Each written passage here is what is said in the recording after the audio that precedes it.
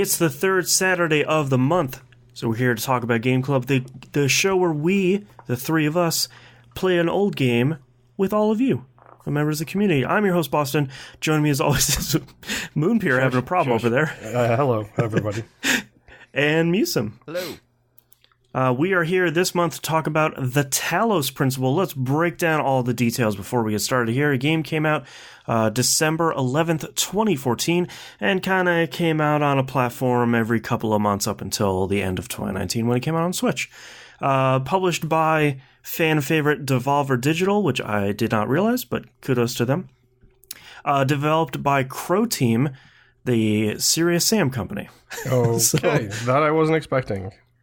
Yeah, crazy first-person shooters, and now a series of philosophical puzzle games. Platforms came out in everything, including mobile and VR, so you have something it can play on. Yeah. Time travel, Metacritic 85, OpenCritic 87. Peers through the release date. We end with a very, very important peer. But we start with The Crew. Tales from the Borderlands Episode 1, which go play that if you haven't. It's really great. Yeah. One of my favorites, Captain Toad Treasure Tracker. I just love that stupid game.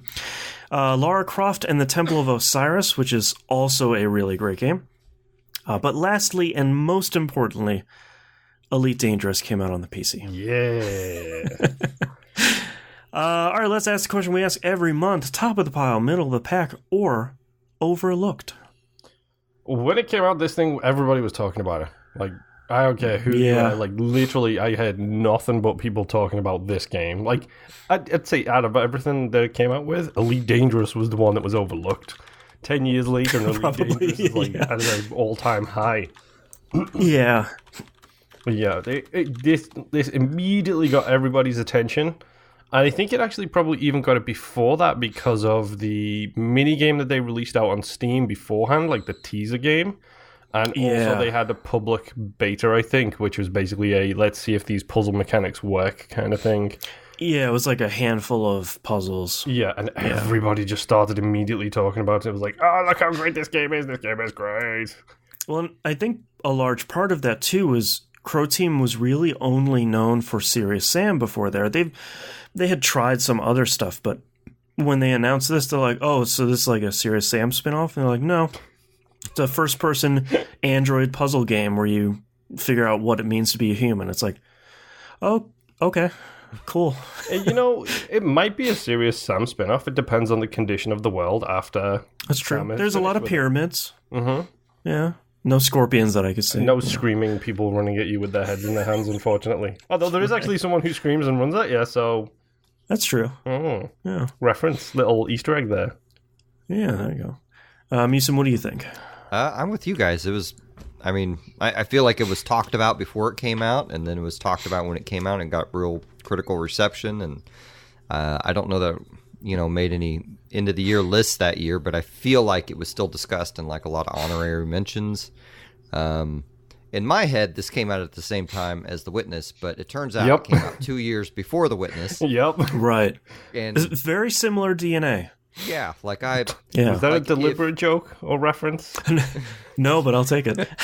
If this is a genre of game, then maybe I should try and keep one of like roam around the island and solve puzzles. And find extra whatever puzzles. this genre is. It's 100% for me. Yeah, I can probably only do one or two of them a year, but Yes. Yeah. 100% yes. All right, let's dive into the game itself. What we liked, what we didn't like. Who would like to kick us off? I'll go first. Okay. I'll go first because this is something I had a long discussion about with my wife yesterday. I would prefer this to be two games. Oh, interesting. Where's the split? The split for me is give me the puzzles and give me a text adventure. Okay, interesting. Because you think there was too much text in the game? Not so much there was too much text in the game, more it kept on throwing me off my game. Like I ran into the world. Okay, so the basic game is split up into 3 buildings and a tower. Don't go in the tower. Hashtag spoiler, go in the tower. Right. But we are going to be spoiling story elements here for any listeners. So go play it and then come listen, or don't and listen and then go play it. It's fine either way. Yeah. But every time I go in, so I go in in building A1. So I go in the room, I talk to the computer a little bit, and then I go and do the puzzles. Yeah, because the computer's doing a bloop bloop. Yes. So you go in and you interact with it, and you're trying to figure out what's going on with the quote-unquote world. Yes. I go into, do that, then do all the puzzle rooms, then come out, then go into room B, or room 2, A2. Try and get my terminology right here. Talk to the computer, and then go and do the puzzles. But the talking to the computer part started throwing me off, where I was just like... Oh, like you lost your flow? Yeah, I lost that... Yeah. What it's actually called. I lost the Tetris effect, where I lost that zone where I was just a puzzle-solving machine. And I was just like, now I'm going to talk to this computer and think about philosophy and questions about my life and the choices I have made in it. And now you want me to go and connect this shiny light beam to this shiny light beam connector, and while I'm contemplating the existence of everything, it's like, come on. Interesting. It kind of snapped me out of it a little bit. So I ended up basically doing every single puzzle room, ignoring the computers until literally the end of the game. Bloop, bloop. Wow. Yeah, I sort of I see where you're coming from, and I feel like that has definitely happened to me in so many of these games. For some reason, with Talos Principle, it really didn't. I felt like I didn't always read all of the text entries that were in there, because some of them I was getting the point, and I would rather read stuff where it's like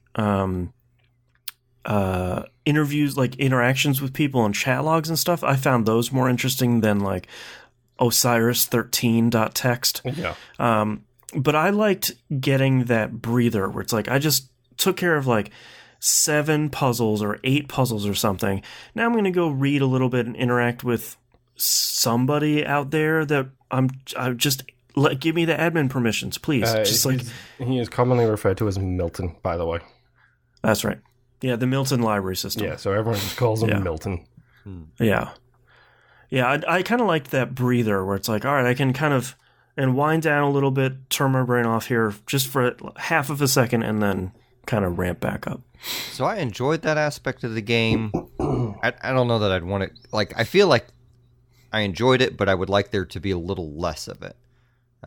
I would agree with that. I feel like every time, like, you know, if there was just one computer per area you went to, I feel like it would help. But like, there are certain areas that have more than one, and like, there's always you're arguing with Milton, you know, fairly constant. Well, and it's funny, but I just wish there was a little less of it, because I experienced the same kind of taken out of the flow of the game by doing that. Yeah. Well, and I eventually sort of came to dread coming into a new area and hearing that bloop bloop, because it's like sometimes I'm okay to read the stuff, and sometimes I just want to go do a puzzle, but I feel like it's always in the background, just sort of squawking at me. It doesn't help that there's actually multiple terminals in certain rooms too. Like, yeah, and it's like, come on, really? Number one, they have different text logs in them, so you can read different things by accessing the different machines. But then also it's like, I got away from your stupid bloop blooping, and now I can hear the stupid bloop blooping again. It's like, no. The worst part is like when you get to a new area and you aren't thinking about it, you're like, I'm gonna go to the bathroom, and then like get a drink, and like that's all you hear the entire time is that bloop from across the house. But like, some of those areas you'll just immediately finish all 3 or 4 puzzles or whatever that they have in there. And then you're just, doing that in 5 to 10 minutes and then immediately coming to another computer. Like, I wish they were more... And granted, I guess designing it, there's no way you can predict how fast someone is going to solve one of these, right? Yeah. Sure. So, I mean, maybe that's not a fair criticism, but it'd be nice if they could be spaced more like a half hour to an hour apart, Or if they were like the QR codes in the game where you could effectively ignore them. Yeah. I couldn't ignore them because there was an achievement tied to the QR codes. I know. I'll get that someday. Really quick, actually, while I think about that, platform of choice? PS4 for me. Xbox. Yep, Xbox here too. You are on the original Xbox, I believe, the Xbox One MusiM. Yes. Yeah. So I did experience Moon, did you frame rate drops. Okay. I did too on a PS4 Pro. Like it's rough. Me too. Yeah. The X actually has the performance versus graphics check on it. Oh, no, I don't know if I even looked for that. Literally, it's like so far in the menus. I was like, Okay. why is this game going like 3 frames a second when I'm pressing a button to go down an elevator? It is just the elevators. Like, what is so hard about it's weird. Yeah. I think it's weird while it loads the world underneath kind of thing. I think that's probably what it is. But yeah, I bumped it down from graphics to performance and it ran smooth as silk. But then every single time I loaded the game back up, it by default switched it back to graphics. Great. Yep. It's also available on Game Pass on PC. Yes. If people want to go get it. I will not be playing this game twice. Yeah. Speaking of, I did not finish it. I got up to like C4, C3 or C4. So I got really far in before I just ran out of time. MusiM and I were talking before the show. You made it to B something, B2, B3. So what was it? I finished all but like one area in A. I unlocked B and went through there, and it seemed like there was one more area I found that I could do something in, or that I unlocked something, or maybe I just unlocked the first door for it. But then I found that one room with where you needed the star pieces to get in, I guess. Yep. And that made me want to go back and get this. Like, I really enjoy the puzzle solving in this. Like, I wasn't sure what I'd think of it at first, but anyway, no, I didn't do that, and then I went and read the kind of story summary online and hoped you guys wouldn't get too mad at me. No, I had to watch the ending just because I got so close, and I think I was doing really well on the game until you got the tool for recording, and that's where I sort of started. The game's difficulties ramped up fairly significantly. Yep. Moon, did you get all the way through? Yeah, and I may or may not have gotten all 3 endings. There you go. Because pretty cool endings. As I often do when it comes to puzzle games like this, I check out an achievement guide, try and see if I can mainline it in one playthrough. If I can, I try and do that. If not, I resign myself to playing it more than once and then deal with it. There's a reason I haven't started The Witness yet. I don't want that nightmare in me at all. There's only one semi-challenging achievement in The Witness. Yeah, but there's also that whole end section where you've got to do all of the puzzles all at once, and they're completely random, and you have a time limit to do them. It's not as bad as it seems. No, maybe not for you, but that would mean I would have to literally just play The Witness to keep my gears and wits sharp about it. But no, I checked it out, and one of the side notes of me not playing with the computers too much was actually your responses to the computers matter towards the ending. Yeah. So you can get like there's 5 or 6 different variations of the ending, but there is essentially 3 main endings. So I naturally flew through the game, did all of the puzzles. Like I think I referred to a guide, like a video guide for like 5 puzzles in total. Yeah, I did for a handful. Like especially, there was one puzzle. One of the things I really like about Talos Principle is when you get a new skill, or new equipment, whatever you want to call it, or you get into a new area. I really like that there isn't one tutorial puzzle. It isn't like, oh, you just got the refracting crystal thing. Do this one puzzle to learn how to use it, then you can do these other 7 ones. It's sort of like, you got this tool, here are all the ones that, has a little symbol under it. Kind of go crazy. Like you can use whatever you want, and usually the first area or 2 areas is going to show you how to use that tool in a bunch of different ways. Yeah. The only time I got tripped up with that is when you get the recording clone thing. One of the it throws a wrench in everything because he's just like, am I doing it the right way? Am I supposed to do this, or is my recording supposed to do this? Right, and then like the thing that tripped me up is really early on, I didn't know that you can make 2 copies of an item. So like you can carry a box, and your clone can carry a box. So this one puzzle where there were light beams coming through, both you and your clone had to block them at the same time, like by standing on a box. And I'm just like, well, how are both of us supposed to have this box? And I watch a video, and I was like 30 seconds in, I was like, oh, we both have the, oh, okay, cool. Yep. And then it's sort of off on the races. They actually use the puzzle mechanics in this game are exceptional. Like, there are some really well designed puzzles, the logic and stuff around it. I would recommend MusiM keep playing. Like, yeah, you have this game be your game for the rest of the year of this type of game, because you like at the very start of the game there's the crisscross level where it's 2 different colored lasers, and they have to cross over each other to basically hit 2 points, but they cancel each other out if they touch. So you have to like put one in a box and raise it up to kind of get it to go. There is one in C, which is crisscrossed advanced, and it's in like C5 or C6.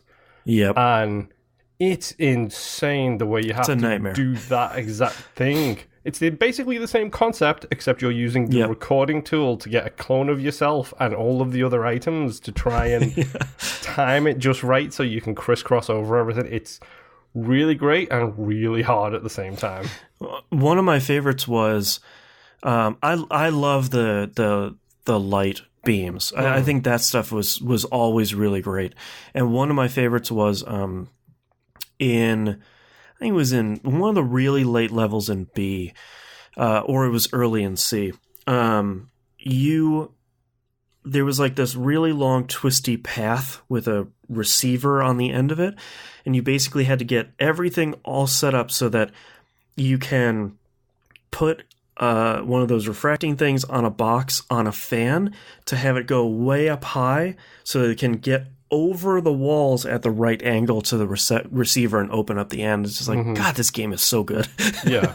Like when they do puzzles like that and like, okay, now you get the concept of stick this receiver, connect it to everything, stick it on a box and turn the fan on.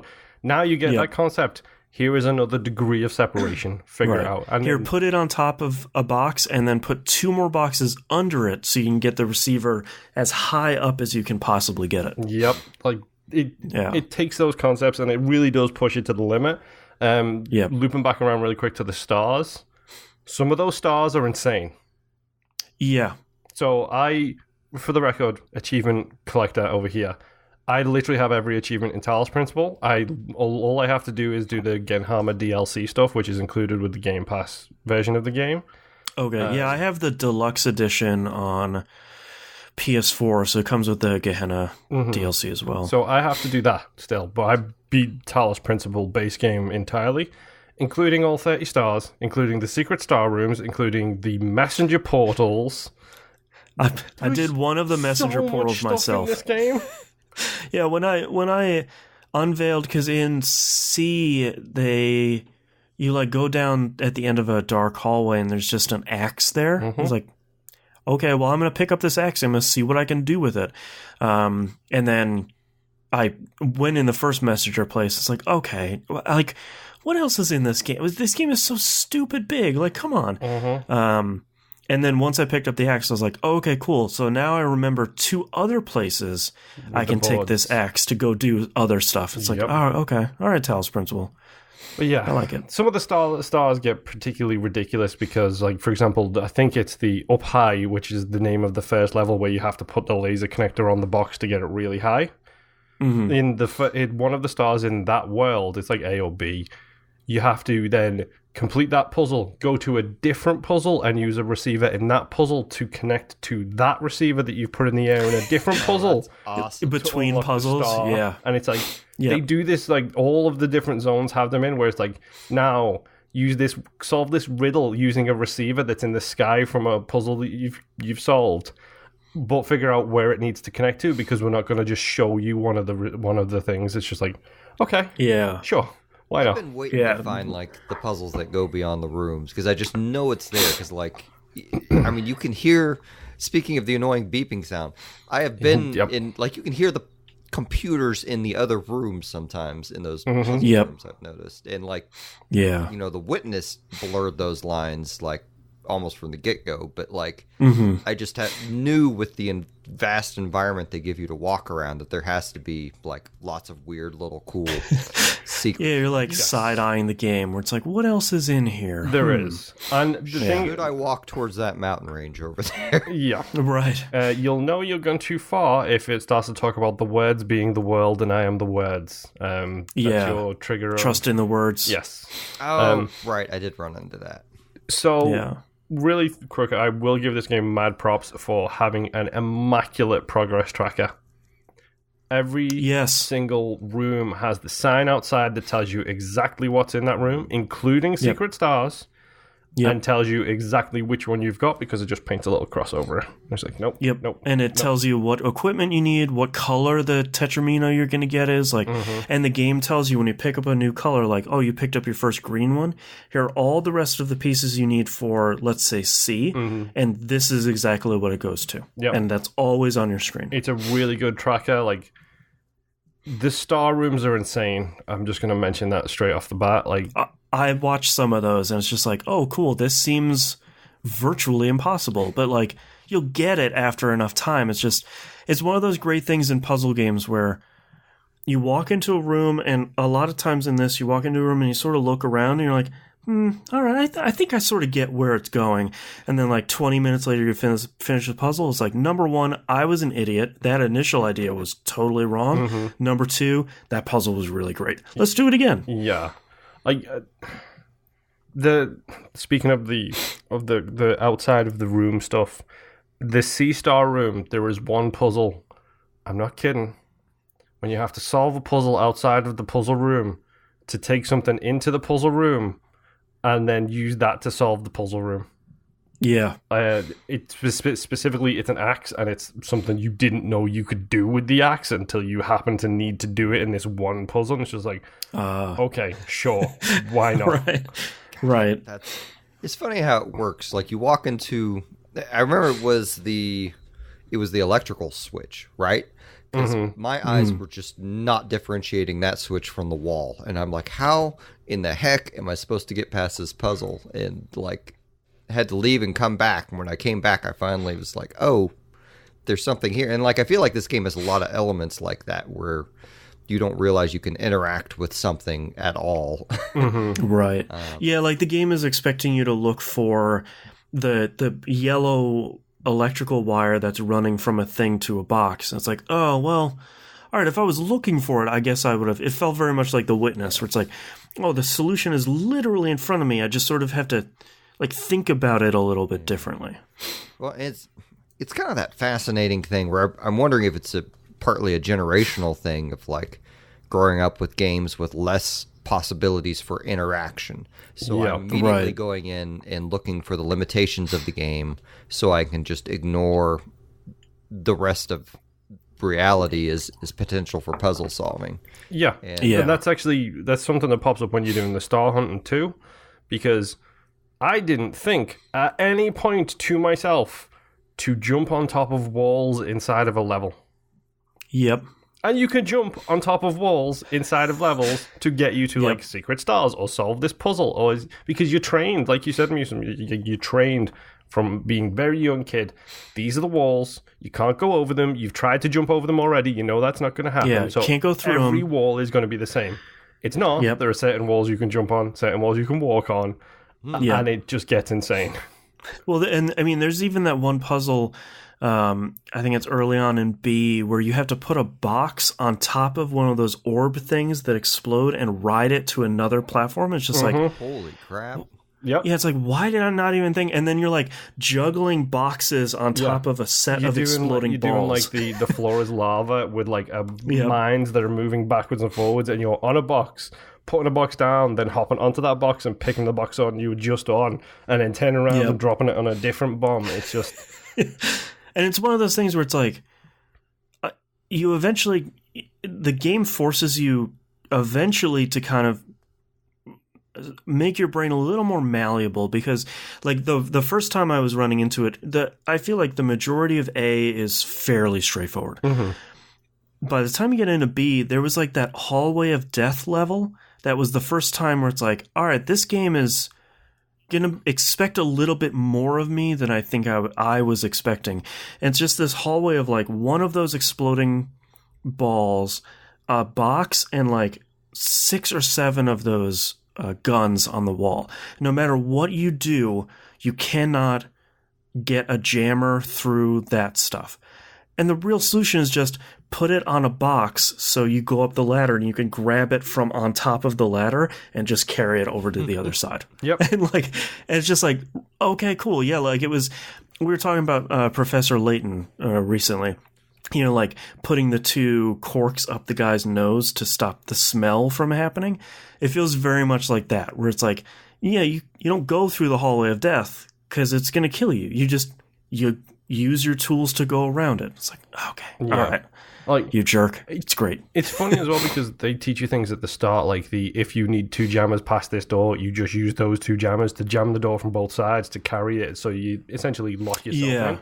They still use that mechanic all the way to the end of the game, and the amount of times I forgot that I could do that, it's like, how do I solve this? Oh, wait, I've got 2 jammers. I can just... And then it comes around at the very end during the co-op section, where it's like, right, I need to help this other person through with a jammer so that he can jam it so that both of us can get through. And it's just like, okay, all right. This game is really great. I feel like this is one of the first games in a while here on the show that I genuinely wish we had more time for, just because... Dude, I've played nothing other than this week, and my section tomorrow is going to be real short. Yeah, it's going to be, listen to this episode. But I wish we had more time for this, just so more of us could play more of it. Because I think it is something... I know a lot of people compared this game a lot to Portal, which I think is completely wrong. I mean, they're both puzzle games, but the amount of content in Talos Principle is just incredible. Like, every time you go up to an ABC, and it's just like, all right, they give you like one of those little flowchart maps where it's like, here's A, and then 7 sections, and each one has 5 to 7 puzzles. It's like, oh, I need to do all of those. Okay, all right, let's tuck in. Yeah.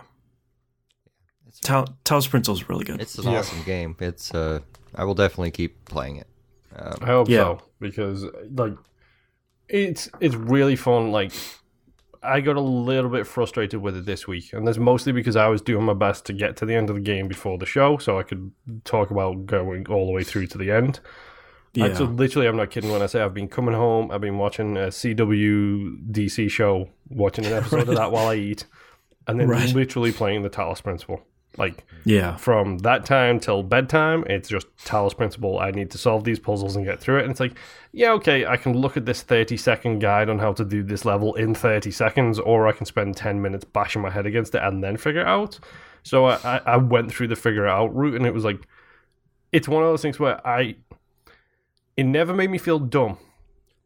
Right. Like, because you do get some puzzle games, like, that's something Professor Layton does, like, particularly badly.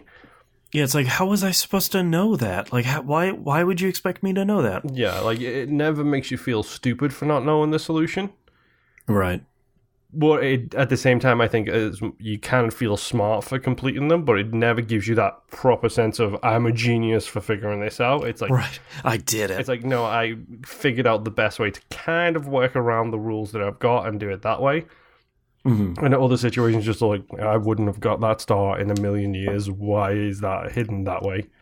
Like, I don't want to have to beam this beam off the side of this map to lead it literally around the rest of the map to beam it into a different level so I can go through that level and then do that. It's like, I wouldn't have figured that out. Or the one you have to fall off of the tower to get. Yep. The Leap of Faith one. That's another one. It's just like, okay, sure, why not? Yeah. So I forgot. I think I glitched out a puzzle in Section A, but solved it. Okay. So, oh, nice. I don't remember the exact setup, but it was one of the It was one of the beam of lights where you had to charge the thing and get the final door to open.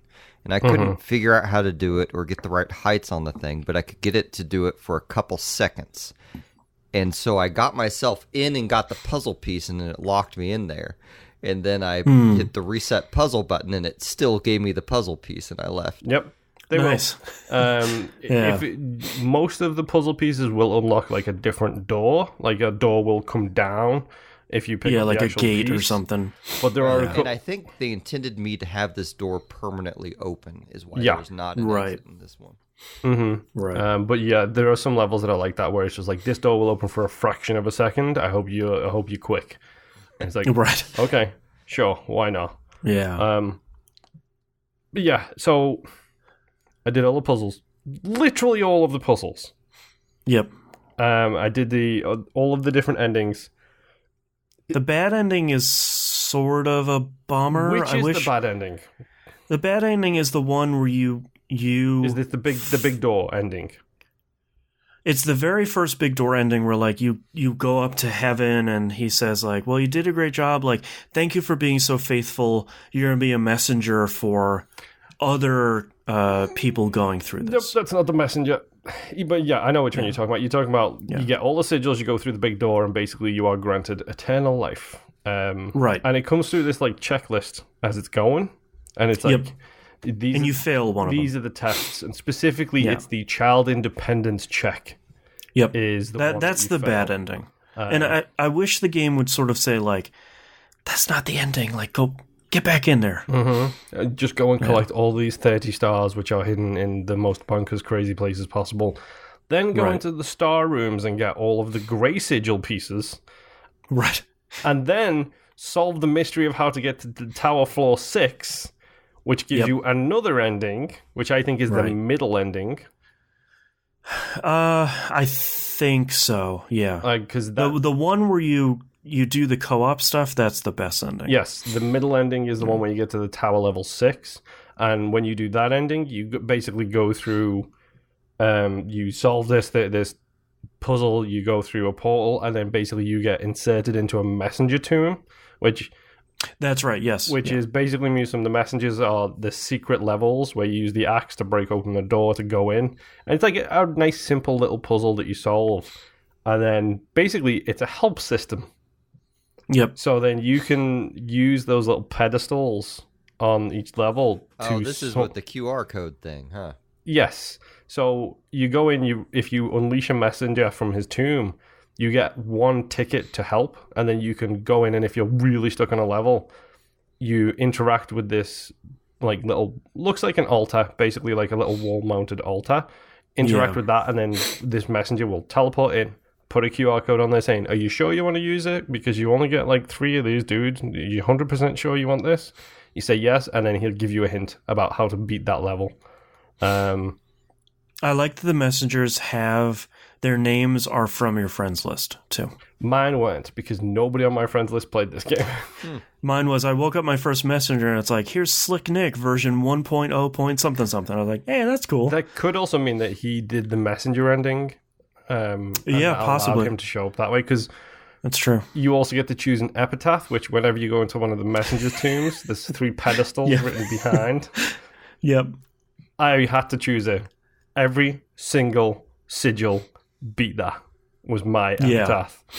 And it's a pretty good ending. Like I like the bad ending. I think is cool because it's the whole clouds, and it's like, congratulations, we're gonna delete you now, but we're gonna tweak the next versions. Right. It's like it's like the stereotypical heaven. Yes. You got the pearly gates and the beautiful stuff and a really nice computer. Yeah, but then it's like we're gonna like just tweak the things that we think about you that are wrong, and then see if the next version can get it right, which is to rebel, to go up the tower, and then you get the good angel and the bad angel, which I liked. Yep. The cooperative levels with the AI who's just running around and doing stuff. And so, what did you guys do with the computer? Out of curiosity, What do you which computer? the computer that you talk to. Oh, for Milton? Yes, because at a certain point he gives you some choices. And you can basically, the way the game treats it is the voice in the sky is God, and whatever is living on the computer is Satan. Is the way it talks about it. It even refers to the computer as the serpent. So, and like the God's voice is Elohim, so it's like, which is, I think, that's Jewish for God. Is it? Yeah, it's there. It's all like part of the interesting thing. Like Talos is Greek, if I remember correctly. Like all of this stuff is all the religious mythologies throughout human history. Yeah, and there's the whole what is a being, what is a person, are you a person, what is reality, so on and so forth. And then the backstory of what happened to the humans in the world and why you're doing this. In particular, the audio logs are really cool for that, like listening to the lead AI designer.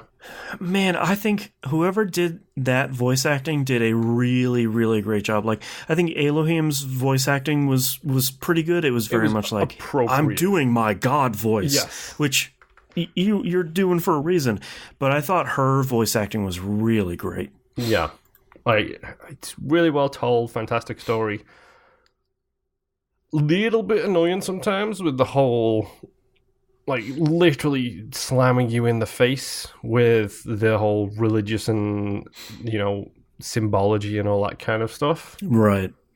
But no, I think as a means to an end, because I think once you realize that as part of the AI growing out of the bonds that have been put on it, I think that makes sense from a story perspective, where it's like you have to rebel against this person because the AI that you're trying to generate by going through these puzzles needs to rebel to evolve. Yeah. Yeah. And I think the ending, while it was short and not any longer if you get the cat ending. Which one's the cat ending?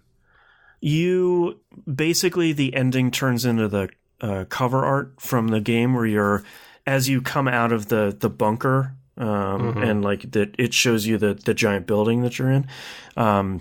You're holding the white cat from the cover. Because for that ending, I took Milton with me to be my conscience. Interesting. He even because when you get up to, it's funny, when you get to the messenger ending, you just go into a tomb. When you get to the bad ending, you go to an old computer. When you get to the good ending, it's a widescreen HD display. You can very clearly see the difference on, and it's got it's a very nice computer. The light up touch keyboard. Yeah. And at that point, I had the option to download Milton and take him with me because I had made a deal with him that if I went to the tower and if I escaped, I was going to take him with me. Yeah, I probably would have done that too. He describes himself as it's basically we're all programming language. We're just going to merge into one kind of thing because we've always been a part of each other anyway. And you talk to him and you have this little conversation with him. It's like, well, how will I know when you're there? And he's like, I'll be that voice in the back of your head that when you decide you want to do something, I'll be the person, the little voice that says, why? Why would we do that? And it's like this really nice little nod. So I think maybe if you don't take him with you, you probably get the cat ending would be my guess. Yeah, maybe. Yeah. I think the ending is really great, and I wish there was more to talk about with Talos Principle, but it is a really great puzzle game that, like you said, Moon, it just takes all of its mechanics and stretches them to their maximum. It never stretches them thin, but I think it stretches them all the way to their maximum so that by the time you're done with one new tool, you've kind of mastered the version of that, and now you can combine that and create new tools by using 2 or 3 or 4 of them at the same time. Yeah. As a quick shout out, the voice actress for the IT lady is a woman named Erin Fitzgerald. While I remember audio-wise, MusiM, what did you think of the choir sounds? Well, I mean, they had you had the choir sounds, but you also had the kind of chime arpeggiated kind of bell sounds that is fairly typical with the island puzzles. Right. I feel like it's Right. what I would expect out of a puzzle game music. So I'd looked up who did it, and I can't say the man's name. I'm just going to butcher it because it looks like Dam Jam Mravanuk. Okay, so Eastern European, in the middle Something. of the Holy Land kind of area. And like he did music for the Serious Sam games, and he evidently did some. Talk about a flip. He did some Right. video stuff for some cinematics too for Serious Sam, and I thought I saw something in here on level design as well. Interesting. Oh yeah, he did level design also for Serious Sam. So multiple hats guy, but Yeah. overall, I felt like he provided a. I'm gonna say this and it's sound like an insult, and it's not. He provided a very functional soundtrack. Yeah. Yeah. It was very in keeping with the tone of the game, which is, like we said earlier, the religious iconography of the whole thing. The second I load that game up, all I'm thinking about is church. Right.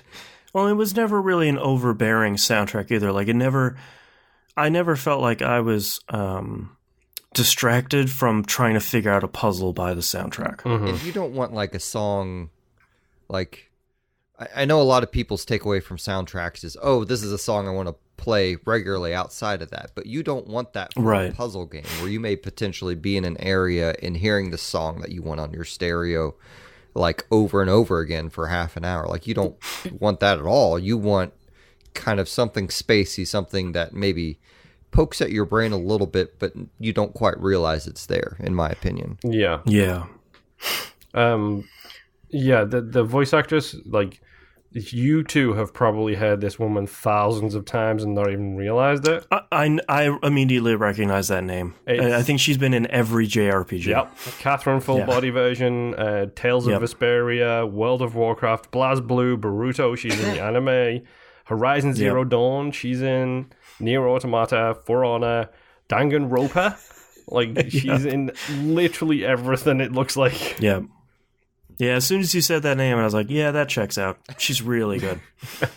Yeah. All right, any final thoughts we have here for the Talos Principle?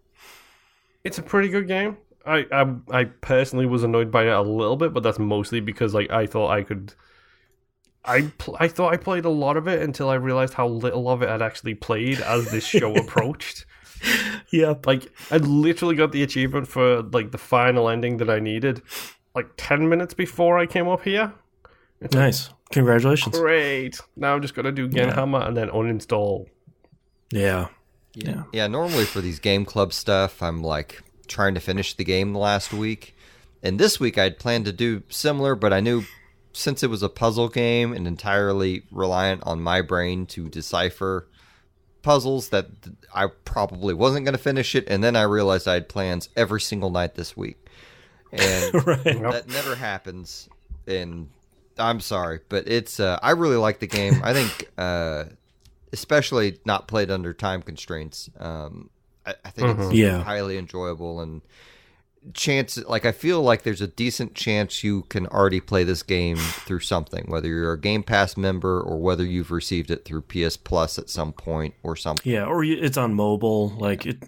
Yeah. And I feel like it's worth your time if you like The Witness. I feel like you will like this game. I think that's a good enough barometer. Or if you haven't played a ton of puzzle games and you're looking for something that's kind of meaty, I think this is a really good choice. Meaty but not obtuse. Like, there's nothing about it where it deliberately is like, haha, fooled ya, gotta do it this way. It feels very fair, pretty much the whole way through. Yeah. And I did feel pretty smart, like, doing several of those puzzles. And, like, there are times where, like, you'll just do a whole bunch in a row, and they won't particularly be easy. You've just hit the plane of finally understanding the mechanics they're throwing at you. Yeah. So I like it. I will continue to play it. It's probably going to be a game that I stretch out throughout the year where I just play it once a month or something. Honestly, I would, because it's well worth it, because when you get to the end, some of those puzzles are mind-bogglingly complicated. Yeah. And then you solve it and you're just like, oh, that was great. Yeah, got another Tetramino. Yeah. All right, well, let's talk about our next game chosen by you, the patrons, patreon.com/E1M1, the ones are numbers. We do this every other month, and now that we're back from our holiday vacation, we're back on the schedule. So you, the patrons, have chosen super tight race again, but coming out ahead just a couple days ago, This Is the Police 2. Yep, I may or may not have voted for this to make sure it won. Because there we I go. needed to. Came out on PC, OS X, Xbox One, PS4, Linux, and Switch. So I have been waiting to play this game for it to come up on Game Club, and Me too. I cannot wait to hop into this game, and boy, do I have high expectations for a game that has radically changed the gameplay. Yeah. So I don't know how I feel because I loved This Is the Police. Like, I genuinely adore the first one. It was an amazing game. It was fun. It's so good. It was ridiculous. So I've never played the first one. So this will be interesting if I like it and you guys hate it. Yes. Yeah, it has added some stuff that I think I believe is optional, which might serve in the game's favor, but I do remember that stuff being called optional. Yeah, so I'm very curious. Both Moon and I really loved the first one, so there's some expectations here on the second one. So we'll meet on the third Saturday of next month to talk about This Is the Police 2. Really quick, what's this on? I just said. Oh, PC, OS X, Xbox One, PS4, Linux, and Switch. Okay, thank you. You're welcome. I just looked up prices, and it appears to be in the $15 range for most platforms. Yeah, the prices have gotten slashed over the months here too. So, and I haven't heard any problems on any platforms. So, I don't think there's anything any to avoid. So we will meet next month to talk about This Is the Police 2. Thank you so much for listening. We'll see you next month. Bye. Bye.